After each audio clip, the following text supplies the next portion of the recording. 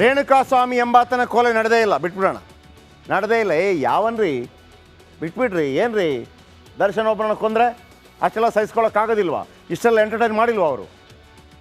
ಅಸಲಿಗೆ ರೇಣುಕಾಸ್ವಾಮಿ ಎಂಬಾತ ಇರಲೇ ಇಲ್ಲ, ಉಜ್ಜಿಬಿಡ್ರಿ. ಇರೇಸರಲ್ಲಿ ಮೂಢ ಹಗರಣದಲ್ಲಿ ಉಜ್ಜಿಲ್ವಾ? ಆ ಥರ ಉಜ್ಜಿಬಿಡಿ. ಪರಪ್ಪನ ಅಗ್ರಹಾರದಲ್ಲಿ ದರ್ಶನ್ ಶಿಕ್ಷೆ ಅನುಭವಿಸೇ ಇಲ್ಲ. ಪರಪ್ಪನ ಅಗ್ರಹಾರದಲ್ಲಿ ಹಲವು ಅಕ್ರಮ ನಡೀತಾ ಇದೆ.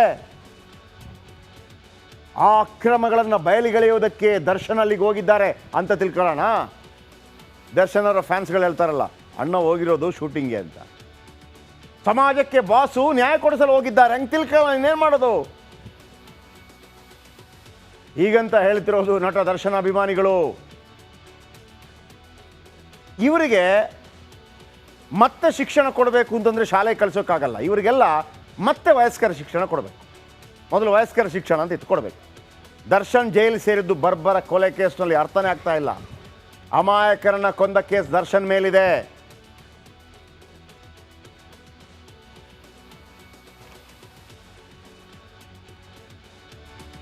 ಇನ್ನು ದರ್ಶನ್ ಪಾರ್ಟಿ ಬಗ್ಗೆ ನಟಿ ಸಂಜನಾ ಗಲ್ರಾನಿ ಮಾತಾಡಿದ್ದಾರೆ. ದರ್ಶನ್ ತಪ್ಪೇ ಮಾಡಿಲ್ಲ ಅಂತ ಹೇಳ್ತಾ ಇದ್ದಾರೆ, ಕೇಳಿಸ್ಕೊಳ್ಳಿ. ಇದರಲ್ಲಿ ಏನು ತಪ್ಪು ಅನಿಸ್ತಾ ಇದೆ ನಿಮಗೆ? ಈಗ ಯಾರ ಜೊತೆನೋ ಕುತ್ಕೊಂಡ್ಬಿಟ್ಟು ಕಾಫಿ ಕುಡಿತಾ ಇದ್ದಾರೆ. ಈಗ ಜೈಲಲ್ಲಿದ್ದರೆ ಏನು ಉಸಿರು ಆಡಬಾರ್ದಾ?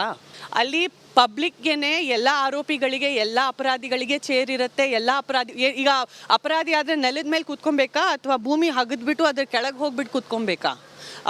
ಅಪರಾಧಿ ಅಲ್ಲ ಅವರು, ಆರೋಪಿ. ಫಸ್ಟ್ ಆ್ಯಂಡ್ ಫಾರ್ ಆಲ್ ಆರೋಪಿ ಆದರೆ ಏನು ಒಂದು ಚೇರ್ ಮೇಲೆ ಕೂತ್ಕೊಳ್ಳೋಂಗಿಲ್ವಾ? ಅವರು ಚೇರಲ್ಲಿ ಕೂತ್ಕೊಳ್ಳೋಂಗಿಲ್ವಾ? ಚೇರಲ್ಲಿ ಕೂತ್ಕೊಂಡು ಒಂದು ಕಾಫಿ ಕುಡಿಯೋಂಗಿಲ್ವಾ? ಸಾಮಾನ್ಯ ಜನರಿಗೂ ಒಂದು ಚೇರಲ್ಲಿ ಕೂತ್ಕೊಳ್ಳೋ ಅಧಿಕಾರ ಅಂತೂ ಇದೆ. ಅವ್ರು ಚೇರ್ ಮೇಲೆ ಕೂತ್ಕೊಂಡಿದ್ದಾರೆ. ಅದು ಯಾವ ಒಂದು ಡೆಲ್ಲಿಯ ಪೊಲಿಟಿಕಲ್ ಸಿಂಹಾಸನದ ಮೇಲೆ ಅವ್ರು ಕೂತ್ಕೊಂಡ್ಬಿಟ್ಟು ಆನಂದ ಅನುಭವಿಸ್ತಾ ಇಲ್ಲ. This is completely exaggerating. And ಇಲ್ಲಿ ಏನಾಗತ್ತಂದರೆ, ಒಬ್ಬ ಮನುಷ್ಯ ಏನೋ ಅಪ್ಪಿ ಸ್ವಲ್ಪ ಬಿದ್ದರೆ ಎಲ್ಲರೂ ಇನ್ನೂ ಒಂದು 2 ಅಡಿ ನಾವು ಹಗದ್ಬಿಟ್ಟು ಇನ್ನೂ ಕೆಳಗೆ ಹಾಕೋಣ ಬನ್ನಿ ಅಂತ ಎಲ್ಲರೂ ಹಿಂದೆ ಬಿದ್ದಿದ್ದಾರೆ ತಪ್ಪ. ಅವ್ರು ಆಚೆ ಬಂದಾದ್ಮೇಲೆ ಅವ್ರ ಡೆವಿಲ್ ಸಿನಿಮಾ ಹಿಟ್ಟಾಗಲಿ, ಇವರೆಲ್ಲರೇ ನಾವು ಅಭಿಮಾನಿ, ನಾವು ಫ್ಯಾನ್ಸ್ ಅಂತ ಅವರೇ ಜನ ಬಂದ್ಬಿಟ್ಟು ನನಗೆ ಸೆಲ್ಫಿ ಬೇಕು, ನಾವು ಬರ್ಡೇನಲ್ಲಿ ವಿಶ್ ಮಾಡಲಿಕ್ಕೆ ಬೊಕ್ಕೆ ತೊಗೊಂಡು ಹೋಗ್ತೀವಿ ಅಂತ ಇವರೇ ಜನ ಬಂದು ಹಿಂದೆ ಓಡಾಡ್ತಾರೆ ಅಂತ ನಾನು ಚಾಲೆಂಜ್ ಮಾಡ್ತೀನಿ. ಆದರೆ ಏನೇ ಇರಲಿ, ಸಿನಿಮಾ ನೋಡಬೇಕು ಅಂದರೆ ಜನ ದುಡ್ಡು ಕೊಟ್ಟರೆ ಮಾತ್ರ ದುಡ್ಡು ಬರೋದು. ಪುಕ್ಷಟೆ ತೋರಿಸಿ ಜನ ನೋಡ್ತಾರಲ್ವ, ಅಭಿಮಾನಿಗಳಿದ್ದಾರಲ್ಲ, ಪಿಕ್ಚರ್ ಮಾಡಿಬಿಟ್ಟು ಯೂಟ್ಯೂಬಲ್ಲಿ ಹಾಕಿ ಆಗಲ್ಲ. ಹಾಗಂತ ಇವ್ರು ಮಾಡೋಗಿರೋದೇನು? ಏನು ಮಾಡಿರೋದು ನೋಡಿ. ಬುದ್ಧಿ ಕಲಿಸಿ ಎಂದು ರಾಘುಗೆ ಹೇಳಿದ ದರ್ಶನ್. ಜೂನ್ 8ರಂದು ಚಿತ್ರದುರ್ಗದಿಂದ ಅಪಹರಣ ಆಗುತ್ತೆ. ಮಾರ್ಗದುದ್ದಕ್ಕೂ ರಾಘು, ಜಗ್ಗ, ಅನು ಥಳಿಸಿರ್ತಾರೆ. ಅತ್ತಿಗೆಗೆ ಮೆಸೇಜ್ ಮಾಡ್ತೀಯ ಅಂತ ಥಳಿಸಿರ್ತಾರೆ. ಶೆಡ್ ಬರೋಷ್ಟರಲ್ಲಿ ಅರಿಜೀವವಾಗಿರ್ತಾನೆ ರೇಣುಕಾಸ್ವಾಮಿ. ಇನ್ನೀಗ ನೀವು ಸಿಗರೆಟ್ ಟೀ ಕೊಟ್ಟಿದ್ದು ಇವನಿಗೇನಾಗಿದ್ರೆ, ಆ ರೇಣುಕಾಸ್ವಾಮಿಯನ್ನು ಸಾಯಿಸಿದಾತನಿಗೆ ನೀವು ಟೀ ಮತ್ತು ಸಿಗರೆಟ್ ಕೊಟ್ಟು ವಿಲ್ಸನ್ ಗಾರ್ಡನ್ ನಾಗನ್ ಜೊತೆ ಕೂರಿಸಿ, ರೇ ಪೊಲೀಸರೇ ನಿಮ್ಗೆ ಕೊಟ್ಟಿರೋ ಜವಾಬ್ದಾರಿನ ಮಾಡೋಕ್ಕಾಗೋದಿಲ್ಲ ಅಂತಂದರೆ ನಿಮ್ಗೆ ಭಯ ಆಗತ್ತಂದರೆ ಬಿಟ್ಟು ಬನ್ನಿರಿ, ಬೇರೆ ಯಾವುದಾದ್ರೂ ಮಾಡಿರಿ, ಎಳ್ನೀರು ಮಾರ್ರಿ. ಶೆಡ್ನಲ್ಲಿ ಯಾವ ರೀತಿ ಹೊಡೆದ್ರಿ ಈತನಿಗೆ? ರೇಣುಕಾಸ್ವಾಮಿಯನ್ನು ಪಟ್ಟಣಗೆರೆ ಶೆಡ್ಗೆ ಕರೆತಂದರು. ರೇಣುಕಾಸ್ವಾಮಿ ನೋಡ್ತಾ ಇದ್ದಾಗೆ ಕೆರಳಿ ಕೆಂಡಲವಾಗ್ತಾರೆ ದರ್ಶನ್ ಫ್ಯಾನ್ಸ್. ಧನು, ಪವನ್, ಕಾರ್ತಿಕ್, ದೀಪಕ್ ಥಳಿಸ್ತಾರೆ. ಹಲ್ಲೆ ಮಾಡಿ ಕರೆಂಟ್ ಶಾಕ್ ಕೊಡ್ತಾರೆ. Current shock. ಯಾರೆಲ್ಲ ಸಮರ್ಥಿಸ್ಕೋತೀರಿ ಕರೆಂಟ್ ಶಾಕ್ ಕೊಡಿಸ್ಕೊಳ್ಳಿ ನೋಡೋಣ. ಯಾರೆಲ್ಲ ಸಮರ್ಥಿಸ್ಕೋತೀರಿ ಕರೆಂಟ್ ಶಾಕ್ ಕೊಡಿಸ್ಕೊಳ್ಳಿ ನೋಡೋಣ. ಅಲ್ಲಿ ರೇಣುಕಾಸ್ವಾಮಿಯ ವೃಷಣವನ್ನು ಹೊಡೆದನಲ್ಲ, ಅಭಿಮಾನಿಗಳು ಹೇಳಿ ಬನ್ನಿ ನಮ್ದಿದೆ ಹೊಡೀರಿ ಅಂತ. ದರ್ಶನ್ಗಾಗಿ ಅಷ್ಟು ಮಾಡೋಕ್ಕಾಗಲ್ವ ಅಂತ ರೀತಿನೇನ್ರಿ? ಒಂದು ರೌಂಡ್ ಥಳಿಸಿದ ಬಳಿಕ ದರ್ಶನ್ ಬಂದಿದ್ದ ಅವತ್ತು ಪವಿತ್ರಾಗೆ ಮರ್ಮಾಂಗದ ಫೋಟೋ ಕಳಿಸಿದ್ದಕ್ಕೆ ಸಿಟ್ಟಿತ್ತು. ರೇಣುಕಾಸ್ವಾಮಿ ನೋಡಿ ರೋಷಾವೇಶ ದರ್ಶನ್ದು. ರೇಣುಕಾಸ್ವಾಮಿ ವೃಷಣ ಎದೆ ತುಳಿದು ಅಬ್ಬರಿಸಿದ್ರು. ದರ್ಶನ್ ಹಲ್ಲೆಯಿಂದ ಇತರರಿಗೆ ಪ್ರಚೋದನೆ ಸಿಕ್ತು. ಎಣ್ಣೆ ಹೊಡೆದಿದ್ರು. ರೇಣುಕಾನನ್ನು ಹಣ್ಣುಗಾಯಿ ನೀರುಗಾಯಿ ಮಾಡಿದರು. 17 ಜನ ಸೇರಿ ರೇಣುಕಾನನ್ನು ಹಿಡಿದು ಅಲ್ಲೇ ಇದ್ದ ಲಾರಿಗೆ ಗುದ್ದಿದ್ರು. ತೀವ್ರ ರಕ್ತಸ್ರಾವವಾಗಿ ಪ್ರಜ್ಞೆ ತಪ್ಪಿ ಬಿದ್ದ ರೇಣುಕಾಸ್ವಾಮಿ. ರಕ್ತಸ್ರಾವದಿಂದ ಭೀತಿಗೊಂಡ ಆರೋಪಿಗಳು. ಗಾಯಕ್ಕೆ ಅರಿಶಿಣ ಮೆತ್ತಿದ ಪ್ರದೋಷ್, ವಿನಯ್ ಮತ್ತು ದೀಪಕ್ ಭಯದಲ್ಲೇ ಶೆಡ್ನಿಂದ ಪವಿತ್ರ ಜೊತೆ ಓಡೋಗ್ತಾರೆ ದರ್ಶನ್. ರಕ್ತಸ್ರಾವ ಹೆಚ್ಚಾಗಿ ಪ್ರಾಣ ಬಿಡ್ತಾನೆ ರೇಣುಕಾಸ್ವಾಮಿ. ಮರಣೋತ್ತರ ಪರೀಕ್ಷೆ ವರದಿಯಲ್ಲಿ ಕ್ರೌರ್ಯ ಬಯಲಾಗತ್ತೆ. ರೇಣುಕಾಸ್ವಾಮಿ ದೇಹದ ಮೇಲೆ 39 ರಕ್ತಸಿಕ್ತ ಗಾಯ. ರೇಣುಕಾಸ್ವಾಮಿಯ ದೇಹದ 8 ಕಡೆ ಎಲೆಕ್ಟ್ರಿಕ್ ಶಾಕ್. ಹಲ್ಲೆ ತೀವ್ರತೆಗೆ ಮಾಂಸಖಂಡದ 30% ಸುಟ್ಟಿತ್ತು. ಹೊಡೆದ ಏಟಿಗೆ 7 ಕಡೆ ದೇಹದ ಮೂಳೆ ಮುರಿದೋಗಿತ್ತು. 13 ಕಡೆ ರೇಣುಕಾಸ್ವಾಮಿ ಮೂಳೆ ಏರ್ ಕ್ರ್ಯಾಕ್ ಆಗಿದೆ. ಕಬ್ಬಿಣ ಮರದ ವಸ್ತುಗಳಿಂದ ಹಲ್ಲೆ ಮಾಡಲಾಗಿದೆ. ಬರಬರವಾಗಿ ಕೊಂದ ಆರೋಪಿಗೆ ರಾಜಾತಿಥ್ಯ. ನಿಮಗೆ ಅಷ್ಟು ಒಳ್ಳೆಯವನಾಗಿದ್ದರೆ ಯಾಕೆ ಮತ್ತೊಬ್ಬರನ್ನು ಸರೆಂಡರ್ ಮಾಡಬೇಕಾಗಿತ್ತು? ಬಾಸ್ ಅಲ್ವಾ? ಹೌದು, ನಾನು ಕೊಂದೆ, ಸರೆಂಡರ್ ಆಗ್ತೀನಿ. ಧೈರ್ಯ ಇಲ್ಲ, ಓಡೋಗಿದ್ದು. 17 ಜನರನ್ನು ಕರ್ಕೊಂಬಂದು ಉತ್ತರ ಕುಮಾರನ ಪೌರುಷನ.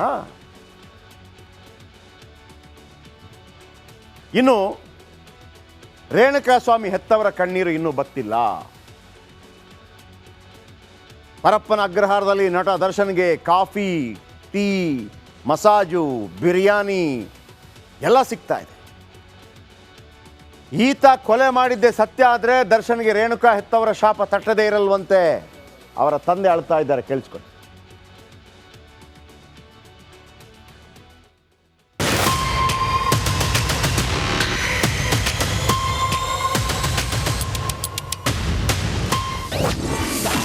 ಜೈಲಿನಲ್ಲಿ ದರ್ಶನ್ ಬಿಂದಾಸ್ ಜೀವನ. ರೇಣುಕಾಸ್ವಾಮಿ ಕುಟುಂಬಕ್ಕೆ ಕಣ್ಣೀರೇ ಗತಿ. ಮಗನನ್ನ ಕಳ್ಕೊಂಡ ದುಃಖದಲ್ಲಿರುವ ರೇಣುಕಾಸ್ವಾಮಿ ಪೋಷಕರು ತಪ್ಪು ಮಾಡಿದವ್ರಿಗೆ ನ್ಯಾಯ ಸಿಗುತ್ತೆ ಅನ್ನೋ ನಂಬಿಕೆ ಇಟ್ಕೊಂಡಿದ್ರು. ಆದ್ರೆ ಪರಪ್ಪನ ಅಗ್ರಹಾರ ಜೈಲಿನಲ್ಲಿರುವ ಆರೋಪಿ ದರ್ಶನ್ಗೆ ಚಿಂತೆಯೇ ಇಲ್ಲದೆ ರಾಜ್ಯಾತಿಥ್ಯ ನೀಡ್ತಿರೋದು ರೇಣುಕಾಸ್ವಾಮಿ ತಂದೆ ತಾಯಿಯ ಆಕ್ರೋಶಕ್ಕೆ ಕಾರಣವಾಗಿದೆ.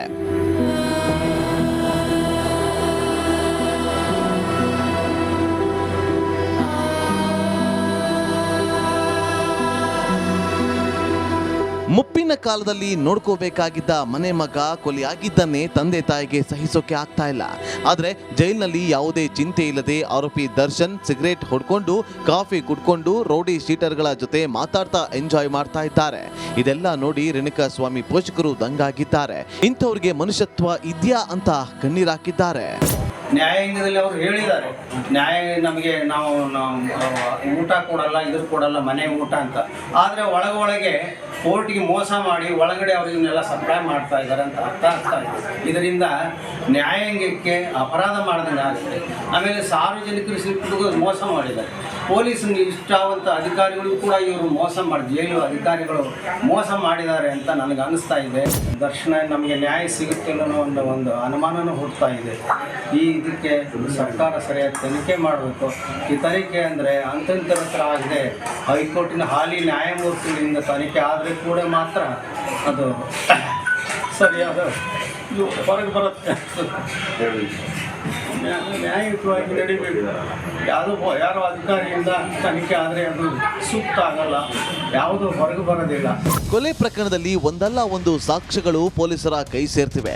ಚಾರ್ಜ್ ಶೀಟ್ ಸಲ್ಲಿಕೆಗೂ ಕೂಡ ಸಿದ್ಧತೆ ನಡೆಯುತ್ತಿದೆ. ಆದ್ರೂ ಜೈಲಿನಲ್ಲಿ ದರ್ಶನ್ ಯಾವುದಕ್ಕೂ ಕೇರ್ ಮಾಡದೆ ಬಿಂದಾಸ್ ಆಗಿ ಇರೋದು ರೇಣುಕಾಸ್ವಾಮಿ ಪೋಷಕರನ್ನ ಮತ್ತಷ್ಟು ಆತಂಕಕ್ಕೆ ದೂಡಿರೋದಂತೂ ನಿಜವೇ ಸರಿ. ವೀರೇಶ್, ರಿಪಬ್ಲಿಕ್ ಕನ್ನಡ, ಚಿತ್ರದುರ್ಗ.